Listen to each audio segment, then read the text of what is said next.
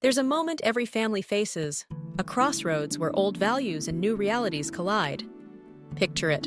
An elder, wise with years of experience, says, "You're moving too fast." The young adult responds, "You're stuck in the past." At first glance, it's just a difference in opinion. But beneath those words lies the heartbeat of every generation, the need to be seen, to be understood, and to belong. Two generations, two truths, one family searching for common ground. Why do values clash so fiercely between generations? It's more than a simple disagreement about what's right or wrong. It's about identity, history, and the world each generation was built to survive. For older generations, life was about survival, sacrifice, and sticking to a structure that kept families and communities strong. Rules weren't just rules, they were lifelines, shaping character in times of hardship.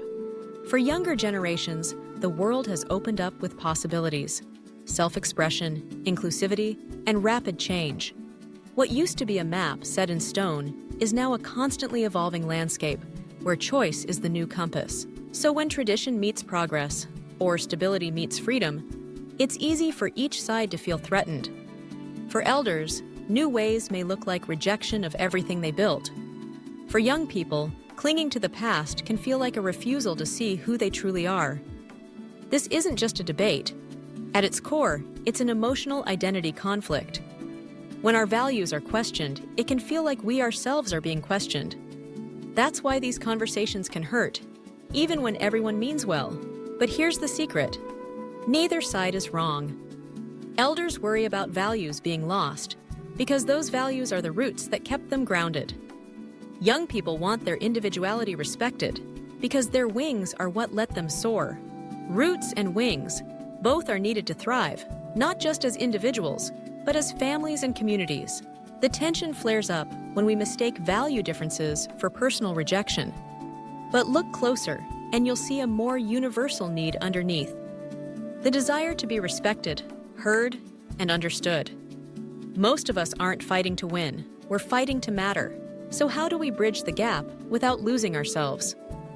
Here are 3 practical ways to find common ground. First, listen beyond the words.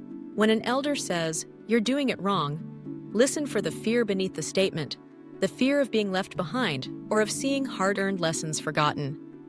When a young person says, "Let me do it my way," listen for the longing to be trusted, to carve out a place in the world on their own terms. Second, look for shared values beneath different expressions.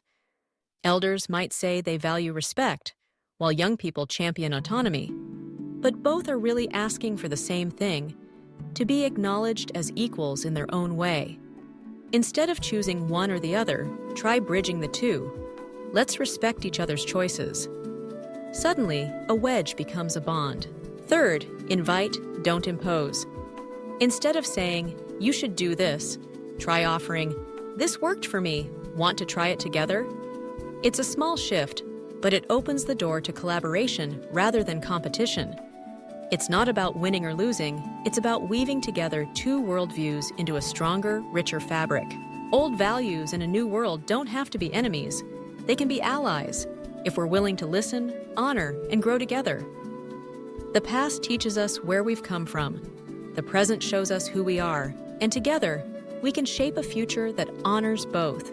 What's one value from your parents or grandparents that you still hold close, or one you've had to redefine? Reflect on it, share it, and keep the conversation going. Because healing the generational divide starts with understanding and grows with every honest, open-hearted exchange.